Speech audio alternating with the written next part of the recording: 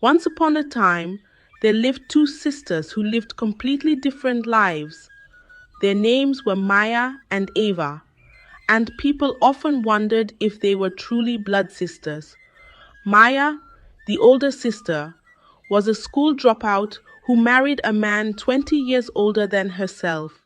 Her younger sister, Ava, was well educated and worked in a multinational corporation.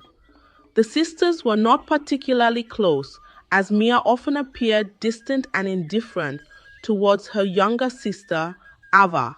Maya lived in a modest house on the outskirts of town, surrounded by a small garden filled with overgrown weeds. She often spent her days alone, tending to the garden or staring at old family photos that brought bittersweet memories. Her home reflected the struggles she had endured, with worn out furniture and faded curtains that seemed to echo her inner turmoil. One day, Ava returned home to visit their parents.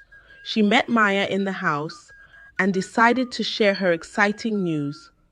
"I'm getting married," she said with a bright smile on her face. Their parents leaped for joy, hugging and congratulating her for the news. In a calm but joyful voice, Ava continued revealing to them that she was also pregnant.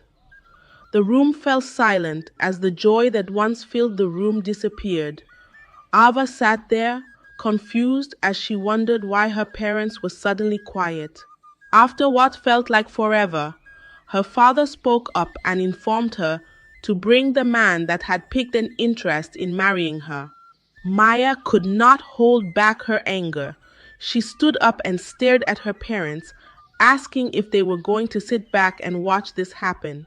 "I knew it," Mia said as she clenched her fist, her voice trembling with bitterness as she bared her mind to everyone that was present. Maya accused Ava of trying to mock her childlessness. "I knew you would stop at nothing to rub my predicament in my face. You got pregnant just to mock my childlessness," she said to Ava, who stood there frozen and unable to speak, her smile fading as she stared at her sister in disbelief. "Maya, how could you even think that?" Ava asked softly as she tried to calm her sister down.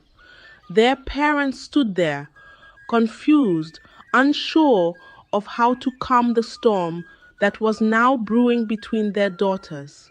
But Maya had not finished bearing her mind.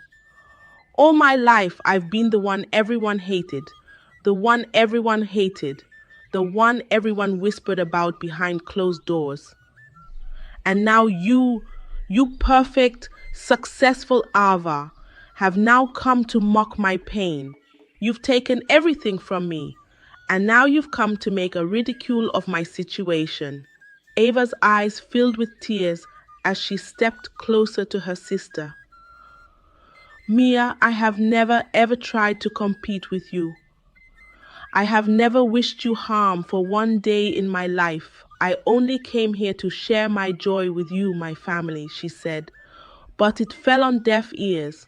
Tears poured down her eyes as she stormed out of the house, leaving behind an awkward silence that pierced the heart of everyone present. Ava never got to understand why her sister Mia hated her this much. She sat there, confused, as she watched her mother speak to her sister on the phone. "Tell her to abort that pregnancy if she ever wants peace in this family," Mia said to her mother as she hung up the phone. Ava stood there, frozen as she overheard her sister's demands over the phone. The joy of her pregnancy, as well as her upcoming marriage, was overshadowed by her sister's bitterness. Ava tried to shake off the pain, telling herself that Maya was simply hurting and didn't mean her words, but deep inside, Ava knew that Maya was dead serious. Their parents decided to call for a family meeting to address the issues between Maya and her sister, but Maya refused to show up to the meeting. Ava, being so loving and kind, decided to pay her sister a visit at home to see if she could have a word with her. She knocked on Maya's door repeatedly, but Mia refused to let her in. Ava, determined to have a word with her sister, stood there as she sang her sister's favorite song repeatedly. She remembered how Maya always loved to sing the song to her when they were little and believed that Maya would have a change of heart when she heard the song. But her plan did not work out as she planned. Maya angrily walked out of the house and poured a bucket of soapy water on her.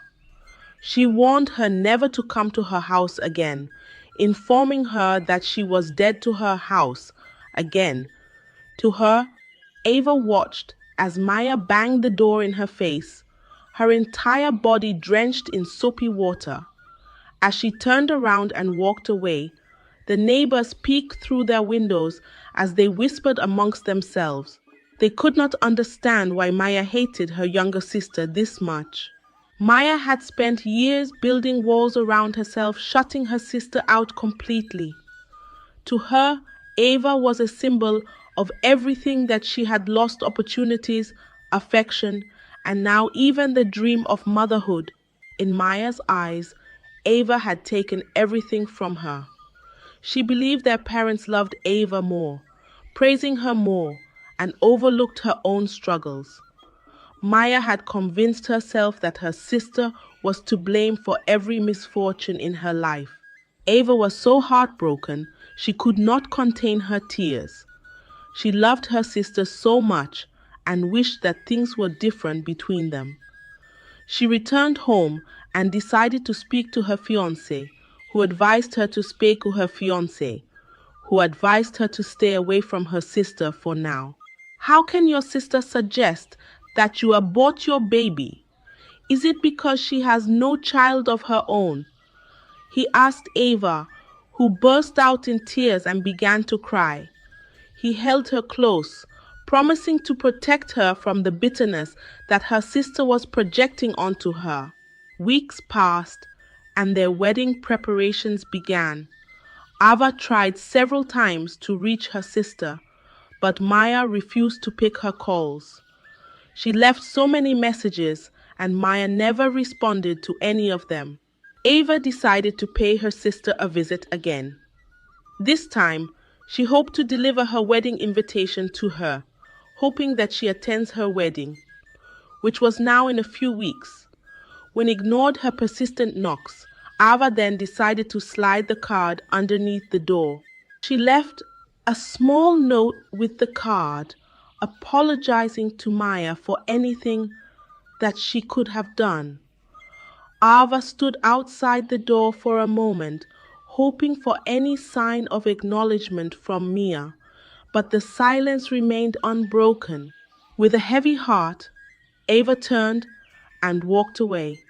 She left her apology resting on the other side of the door as she returned home, hopeful that things would change. The day of their wedding finally arrived. Ava looked so stunning in her wedding dress.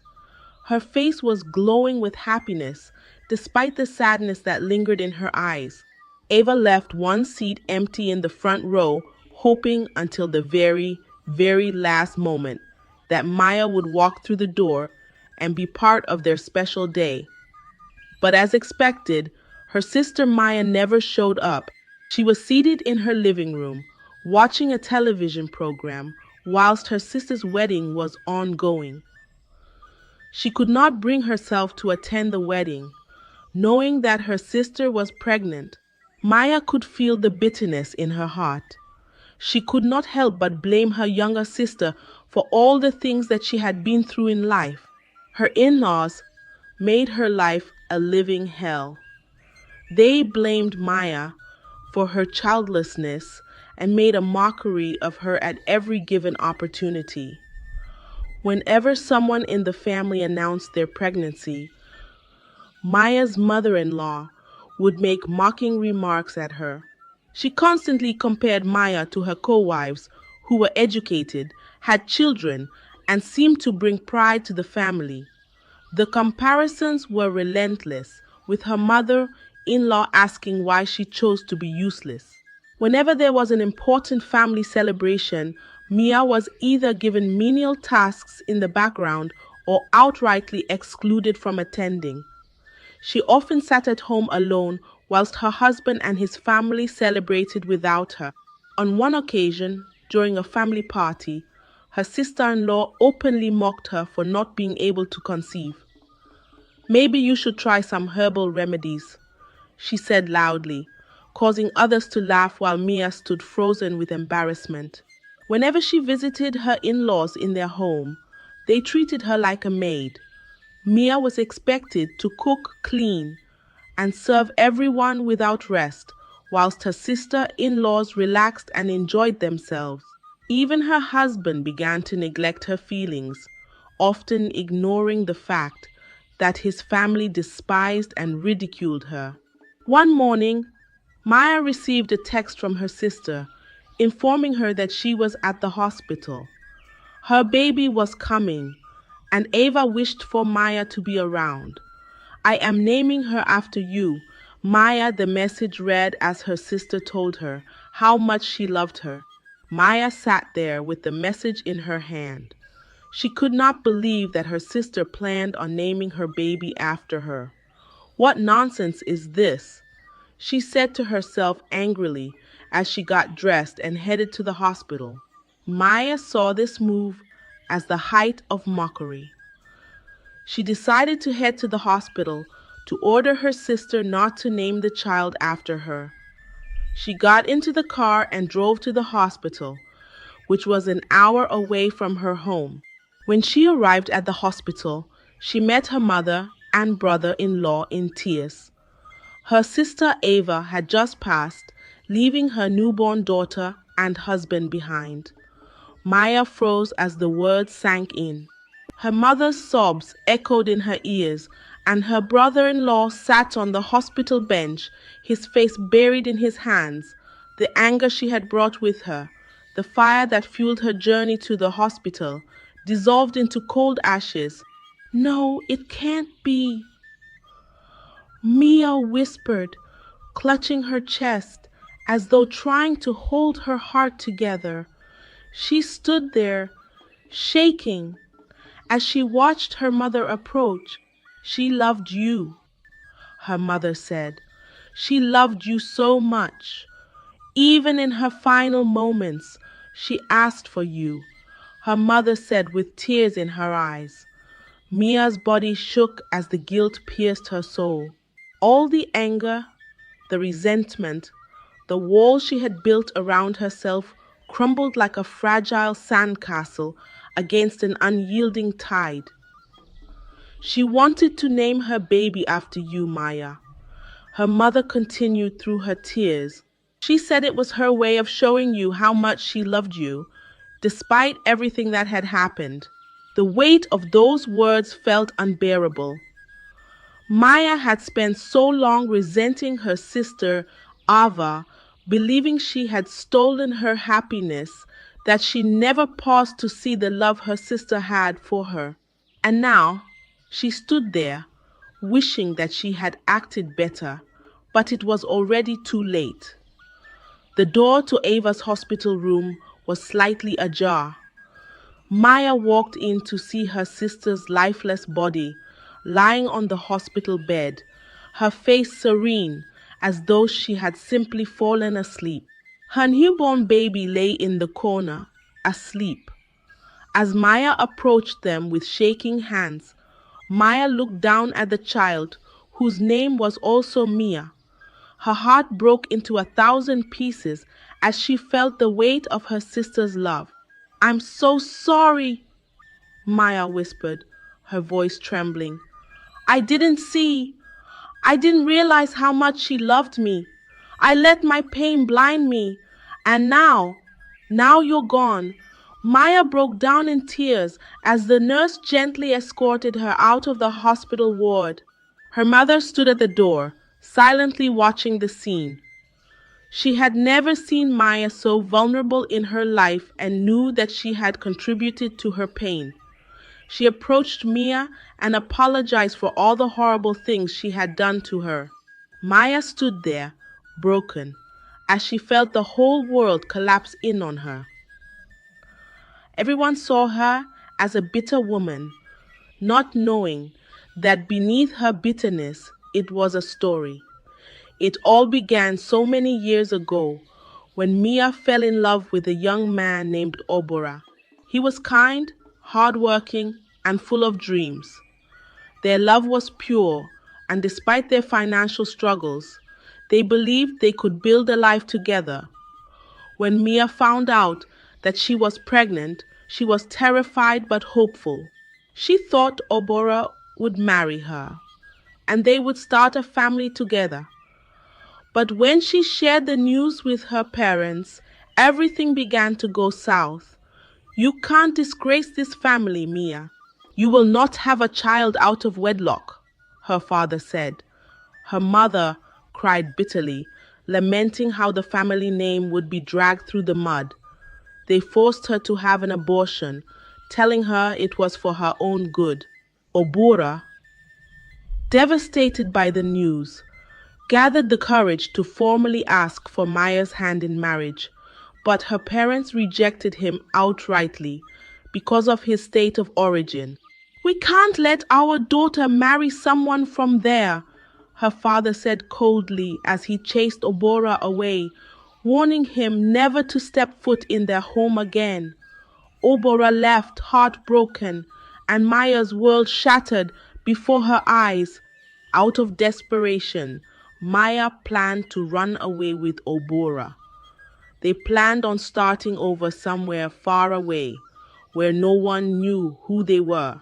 But young Ava, who was only 10 at the time, overheard her sister's plans and innocently told their parents, thinking that she was protecting Maya from doing something wrong.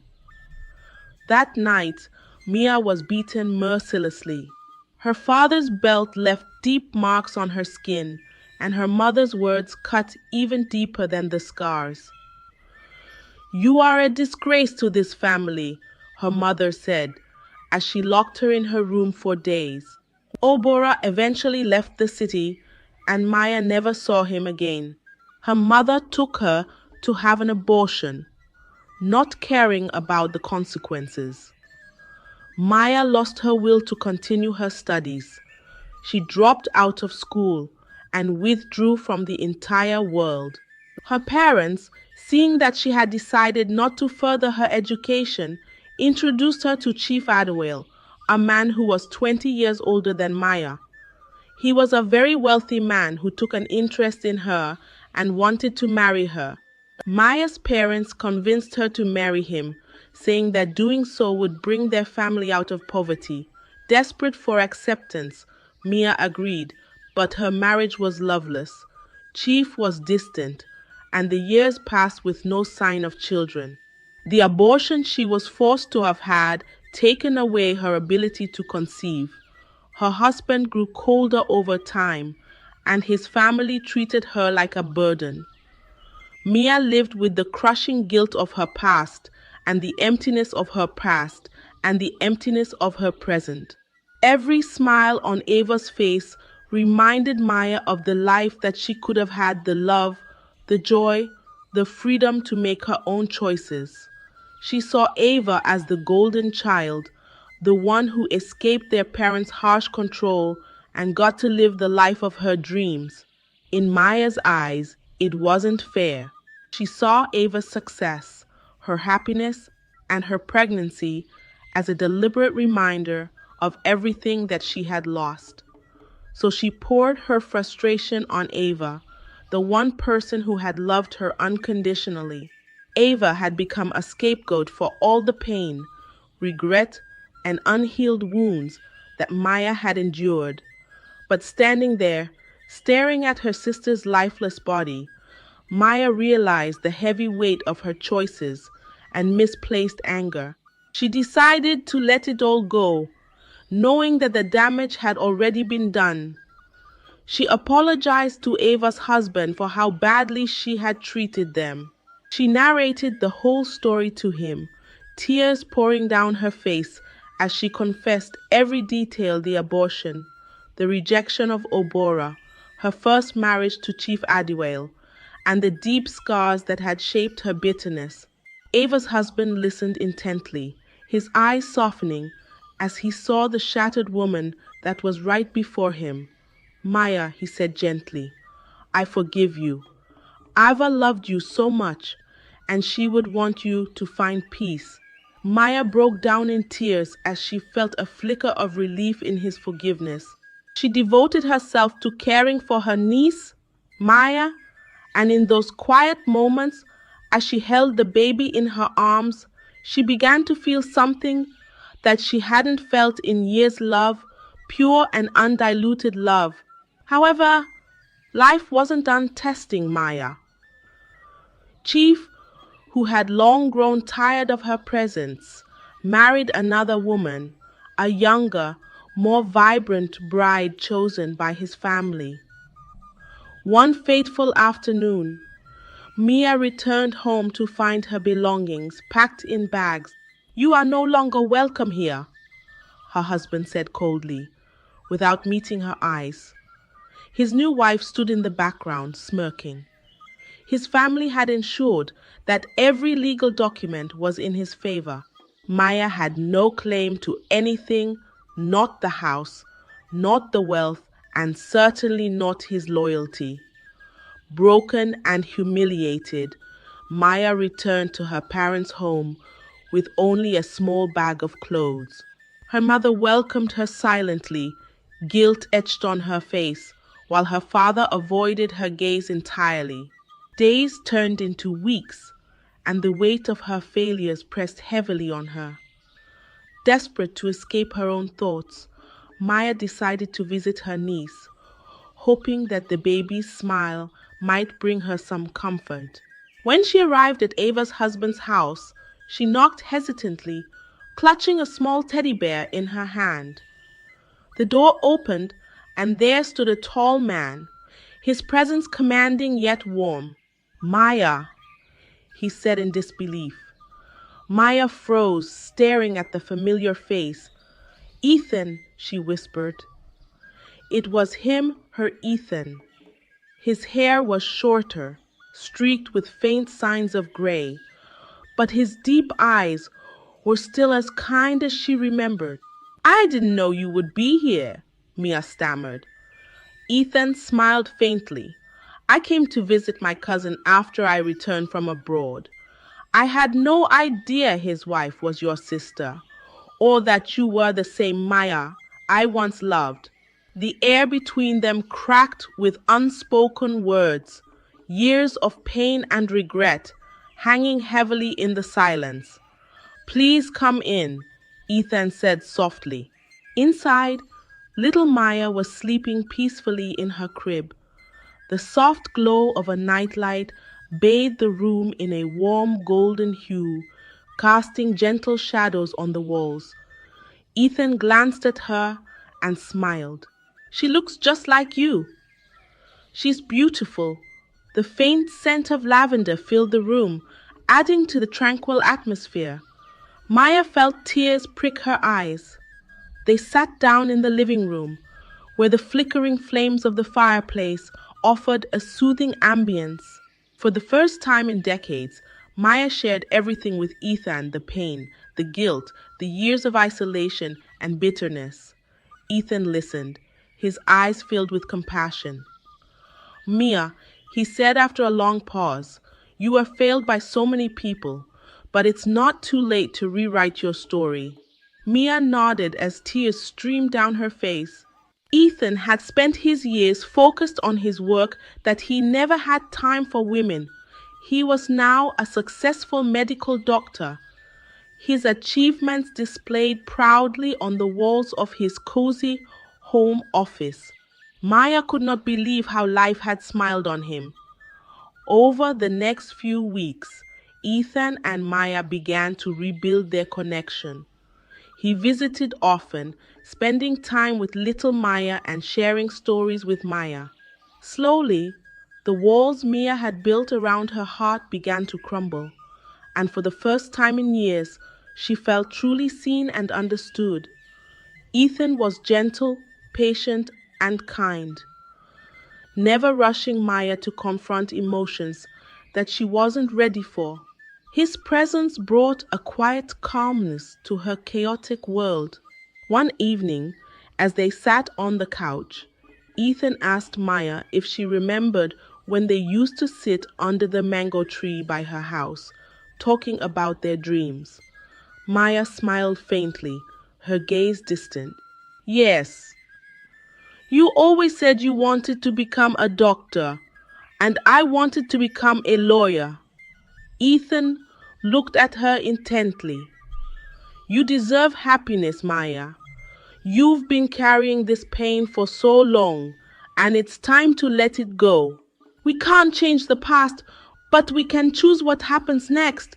Maya looked at him, her eyes glistening with tears. Ethan, I don't know if I can. I'm so broken. I've made so many mistakes. Ethan gently took her hand. We are all broken in some way, Maya, but sometimes the crack is what lets the light in. As months passed, Maya gradually opened herself up to healing. She focused on caring for her niece, Mia, showering her with all the love that she had in her heart.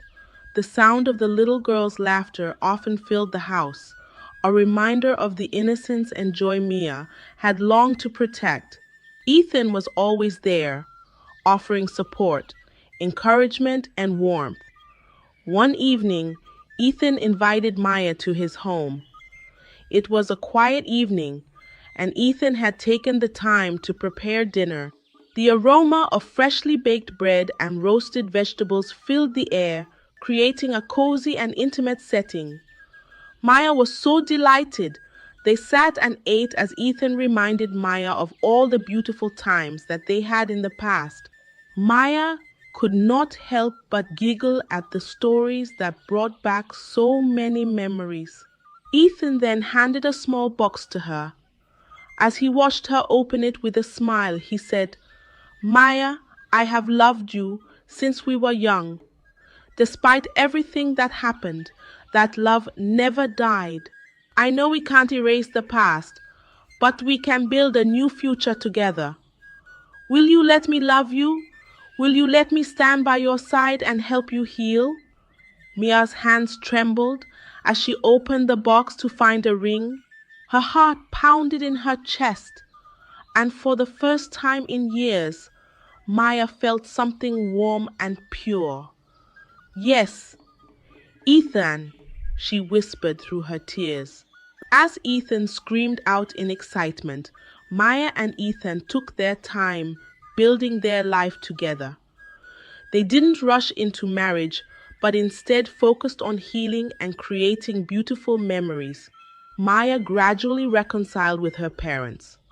Her mother, racked with guilt, worked hard to make amends, while her father, though slower to express his regret, began to show subtle signs of remorse through his actions. Shawali, on the other hand, spiraled into financial troubles as his new wife squandered his wealth and eloped with her lover. Karma, it seemed, had found its way back to him, but Maya no longer carried hatred or bitterness in her heart. She had found peace in the love she shared with Ethan and the joy that came with it. They got married, and Maya found out months later that she was pregnant. Ethan had put her on a fertility treatment that worked. Maya was now carrying her own child. The news came as a miracle, one that brought tears of joy to Maya's eyes. She clutched the pregnancy test tightly, her hands trembling as she whispered heartfelt, "Thanks to God." Ethan was also delighted. He pulled her into his arms as they held each other tightly, their tears mixing with laughter. "This child is our blessing," Maya, Ethan said softly.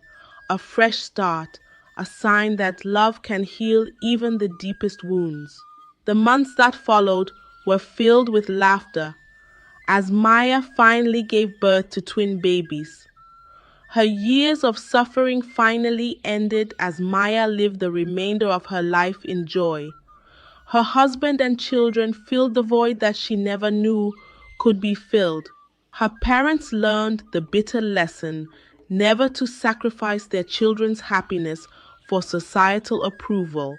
Maya's life was shaped by her parents' decisions, driven by societal expectations and fear of shame.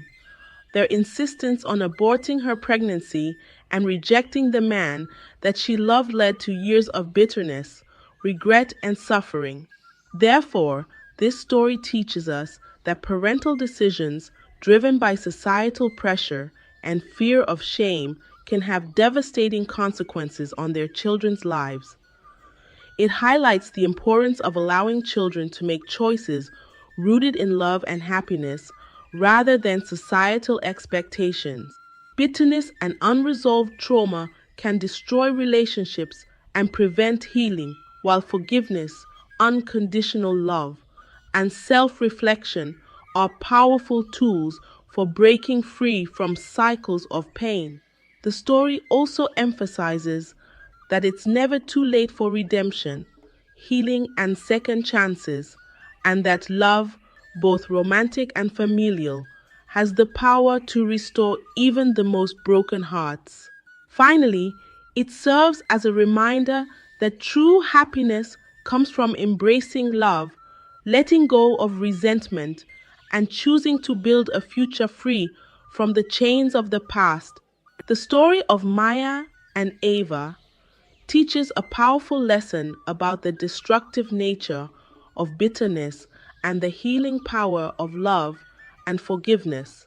Parental decisions driven by societal pressure can leave lasting scars on their children, as seen in Maya's life, which was shaped by her parents' insistence on sacrificing her happiness for the sake of societal approval. Maya's resentment blinded her to the love her sister Ava had for her, and it was only through loss and reflection that she realized the weight of her misplaced anger. This story reminds us that holding on to bitterness only deepens our pain, while forgiveness and self reflection can pave the way for healing and redemption. It also emphasizes that it's never too late for second chances, and that love, whether familial or romantic, has the power to restore even the most broken hearts. Ultimately, the story inspires us to let go of resentment, embrace love, and prioritize happiness over societal expectations. Thank you for watching, and don't forget to like, share, and subscribe to our channel.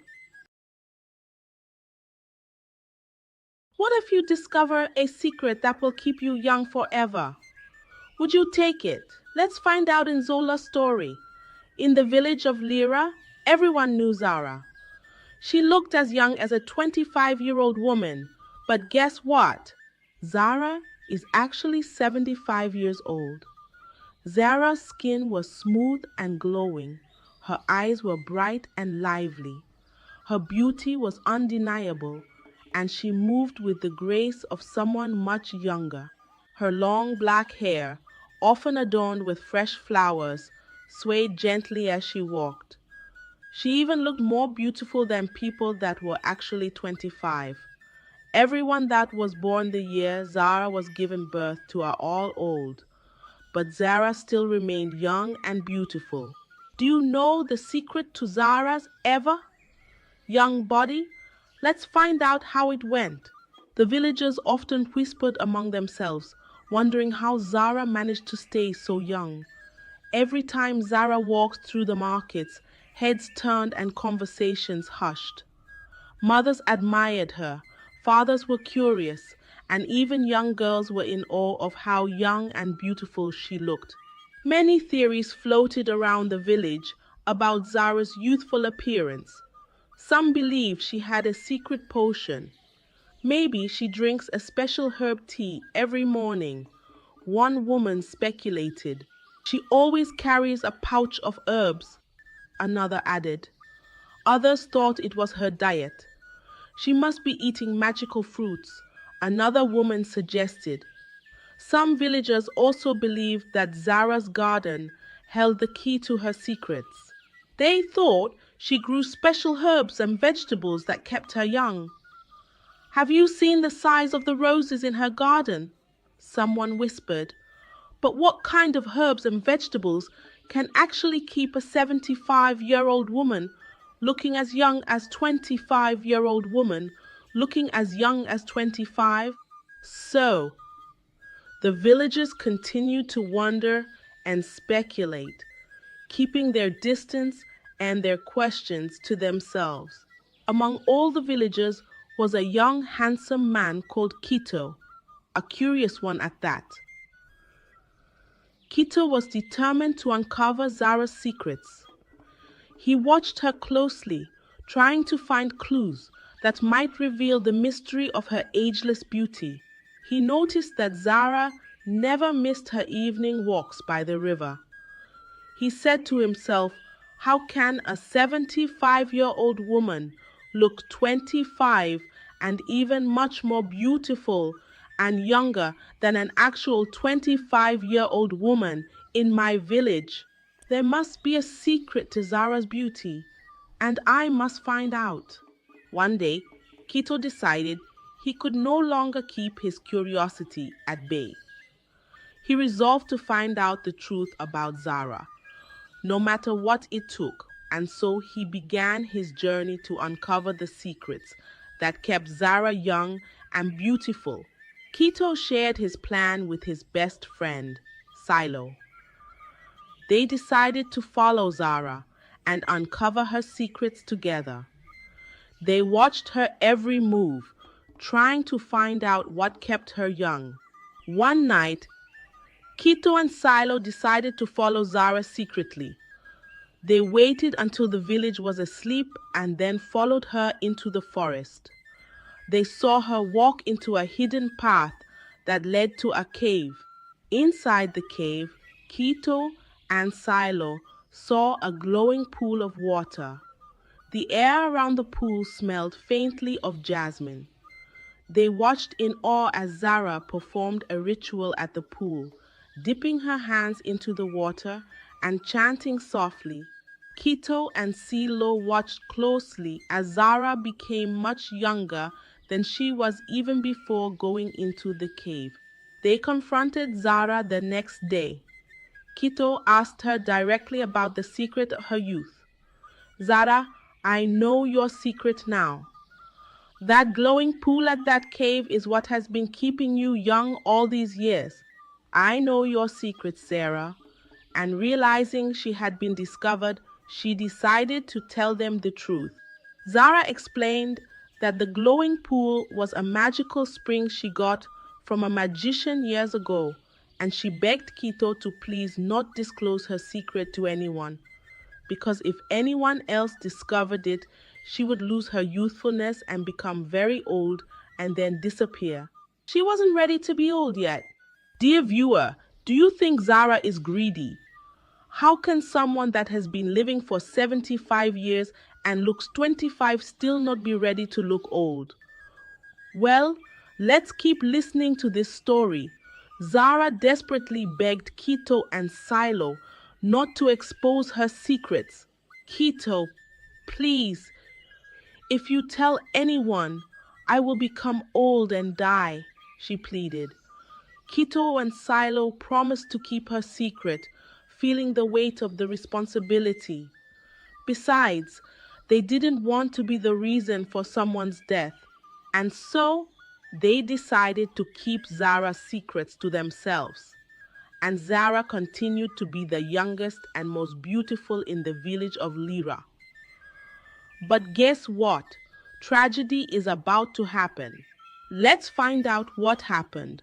One day, the village chief's wife walked up to the chief and said, my husband, I really want to find out the secret to Zara's ever young, beautiful body. I also want to look ever young. You are the chief of this village. You should be able to do something. If you don't do something to find out that secret, I'm going to leave this marriage. How can you be a chief and not know the secret to your subjects ever? Young body. The chief, who wasn't ready to lose his dear wife, decided to place a huge reward for anyone who could reveal why Zara never grew old. The reward was a large sum of money that could change Kito's life. Kito heard of this reward, but he was torn between his promise to Zara and the temptation of the reward. He knew the money could help his family, but he also knew the consequences of exposing Zara's secrets. The thought of the reward kept nagging at Kito. He thought about all the things he could do for his family and for himself with that money. The temptation became too strong to resist. Kito decided to betray Zara. He went to the chief and told him everything about the glowing spring at the cave where Zara's secret was. The chief was astonished and immediately announced the discovery to the villagers. The villagers rushed to the forest and found the hidden cave. They saw the glowing pool and realized the truth about Zara's youth. Zara stood there by the pool, looking heartbroken as the villagers watched. Zara turned into an old woman and began to melt into thin air. She gave Kito a sad look and shouted, "I trusted you." Then she disappeared, leaving nothing behind but the glowing pool. The chief's wife, who also wanted to be ever young, tried to get close to the pool just so she could remain young like Zara. But before she got there, the glowing pool dried up because the original owner, Zara, was no longer available to use it. The magic could not pass on to anybody else except for Zara. The villagers were shocked by Zara's disappearance. They then regretted their curiosity and greed. After the magical spring dried up, it lost its power forever. Kito was left feeling guilty and ashamed, and he refused to collect the money the chief had promised to give to anyone who could expose Zara's secrets. He lived with guilt for the rest of his life. But dear viewer, I want to ask, do you think Kito was right or wrong for exposing Zara's secrets? If you come across an offer like that of Zara's magical glowing stream, or something else that could keep you ever young without getting old, dear viewer, would you take it? Thank you so much for listening to this story. The lesson from this story is clear. Curiosity and greed can often lead to unintended consequences, including betrayal and loss. Zara's trust in Kito was broken due to his greed, which led to her disappearance and the loss of the magical spring's power. This teaches us that trust is a valuable and fragile treasure. Breaking it can lead to irreversible damage. Additionally, it reminds us that nothing lasts forever. Chasing after eternal youth or perfection often blinds us to the natural beauty and value of life's progression. Let this story serve as a warning to all. Be mindful of the promises you make, the temptations you face, and the consequences of your actions. Trust once lost is hard to regain, and greed often leaves us with more loss than gain. Thank you for watching my channel, and I hope you found this story meaningful. Please support my growth by subscribing and turning on notifications so you don't miss any new stories. See you in the next video. As the months passed, her secret grew harder to conceal. One day, her sister, Princess Amaya, walked in on Zara as she was changing. Amaya's eyes widened in shock. "Zara, you're with child." "How? When?" With tears in her eyes, whispered, "It will be known." Once upon a time, in a land filled with magic and mystery, there lived a princess named Zara. At 23 years old, she was loved by her people for her kindness and bravery. One day, while exploring the old chambers of the castle, Zara found a beautifully crafted locket hidden under layers of dust and cobwebs. The room smelled of aged wood and forgotten memories, and the faint sound of wind whistling through cracks in the stone walls added an air of mystery. Curious, she opened the locket and was suddenly enveloped in a blinding light. When she could see again,